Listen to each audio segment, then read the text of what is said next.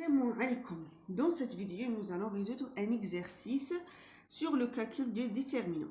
Considérons A une matrice d'ordre 2, B et C des matrices d'ordre 3. L'objectif de calculer le déterminant de ces matrices ainsi que d'autres opérations. Alors, commençons par le déterminant d'une matrice d'ordre 2.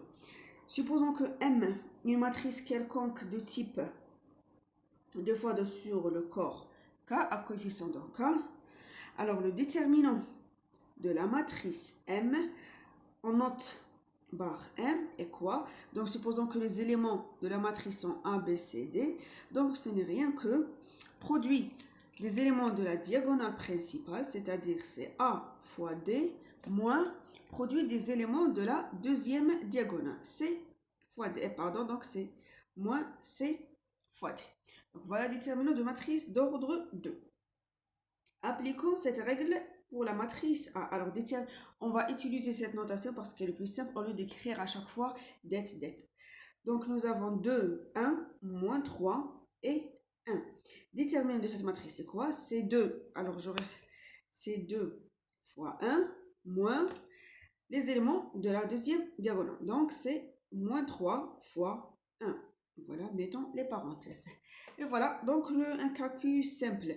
Nous avons moins 3, c'est moins, plus 2, donc ça nous donne 5. Donc, déterminant de la matrice A égale à 5. Et voilà. Passons maintenant au déterminant de matrice d'ordre 3. Nous avons dit que le déterminant est défini par récurrence, c'est-à-dire pour calculer le déterminant de matrice d'ordre 3, il faut bien connaître le calcul déterminant d'ordre 2. Alors, déterminant de la matrice B, c'est quoi? Déterminant de la matrice 0, 5, 5, 1, 4, 3, moins 1, 1 et 2. Voilà. Donc, on va utiliser la première chose, la définition. Donc, on va développer suivant une ligne ou une colonne. Alors, vous voyez, puisque nous avons un 0 ici, pour simplifier les calculs, on va calculer suivant la première ligne ou la première colonne. Faisons le calcul suivant la première ligne. Alors, le calcul du déterminant égale quoi? Donc, c'est 0 fois, il est en quelle position? Donc, on va développer suivant la première ligne. Donc, il faut savoir sa position dans la matrice. Il est dans la première ligne et la première colonne. Fois déterminant de la matrice en enlevant la première ligne et la première colonne. Donc, il reste 4, 3, 1 et 2. Faisons la même chose avec les deux autres coefficients. 5. Donc, il est dans quelle ligne? Première ligne et la deuxième colonne. Fois déterminant de la matrice en supprimant la première ligne et la première colonne. Donc, c'est 1 moins 1, 3, 2. Plus le dernier coefficient que nous avons. Donc, c'est encore 5 fois moins 1. Ce 5-là, il est dans la première ligne et la troisième colonne fois déterminant de la matrice en enlevant la première ligne et la troisième colonne.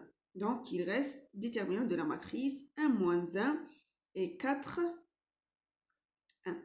Voilà, faisons les calculs maintenant. Alors, nous avons 0 fois déterminant de celui-là. Donc, il va être absorbé par le 0. On calcule déterminant, donc c'est 5. Nous avons moins à la puissance 3, donc c'est moins 5, fois déterminant de cette matrice. Alors, c'est 2 plus 3 fois 5.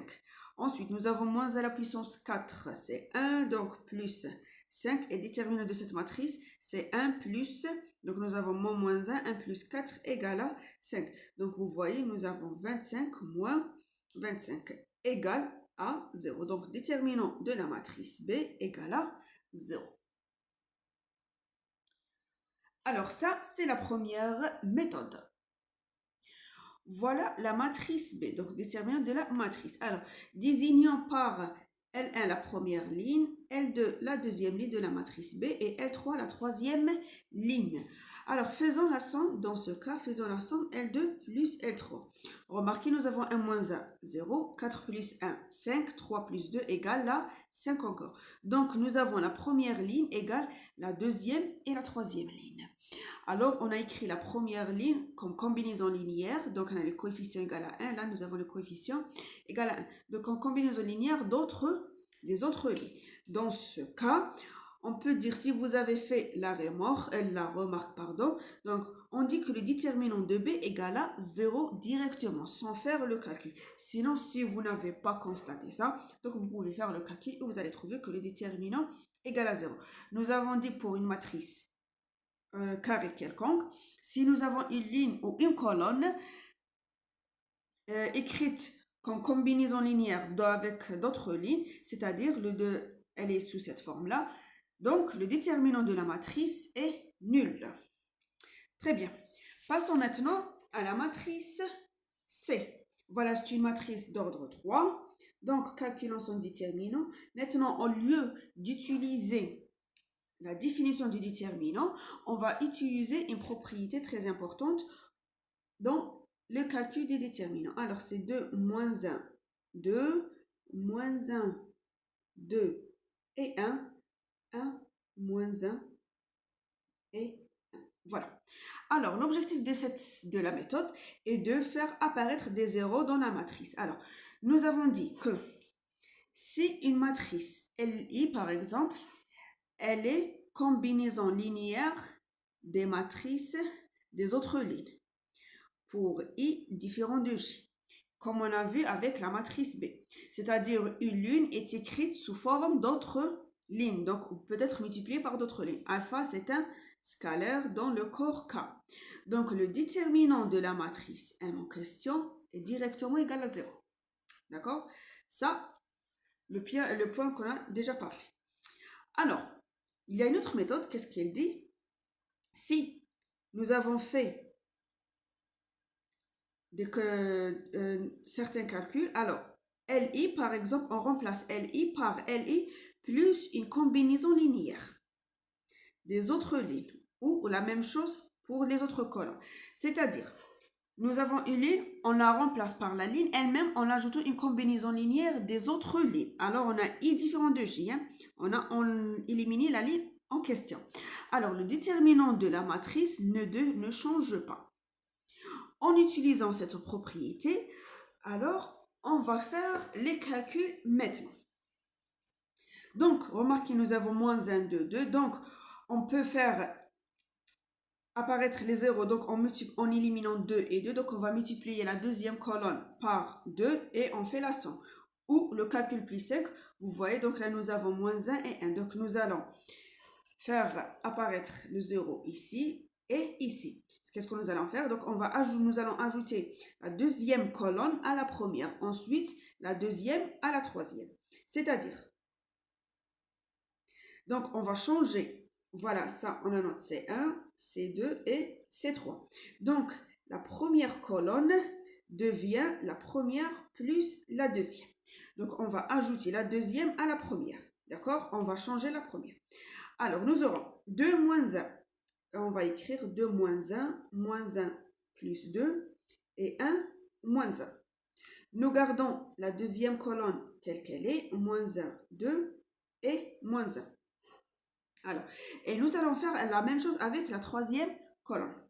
Alors, C3, ce que nous allons faire, on va lui ajouter la deuxième colonne, puisque nous avons moins 1, 1. Alors, là, nous avons moins 1 plus 2, 2 plus 1 et moins 1 plus 1. Et là, nous aurons donc 2 moins 1 égale à 1. 2 moins 1 égale à 1 aussi. Là, nous avons un 0. Là, nous avons la même colonne. Moins 1, 2 et moins 1. Et là, nous avons 1, 3 et 0. Donc, vous voyez, nous avons obtenu donc 2 0 dans la dernière ligne. Maintenant, ce que nous allons faire, on va développer suivant la dernière ligne, en utilisant la définition. Alors, nous aurons 0, il faut déterminer de la matrice, égale à 0, 0 la même chose. Donc, le déterminant, ce sera que moins 1. Alors, nous avons moins 1, le coefficient, fois moins 1. Alors, il faut déterminer sa position. Il est dans la troisième ligne et la deuxième colonne, fois déterminant de la matrice d'ordre 2 qui reste. Voilà. Donc, nous avons moins à la puissance 5, c'est moins 1 fois moins 1, donc égal à 1. 3 moins 1, le déterminant égal à 2. Donc, déterminant de la matrice C égale bien 2. Voilà, maintenant continuons avec les autres matrices. Déterminant de 2A. Alors, le déterminant de 2A, c'est quoi?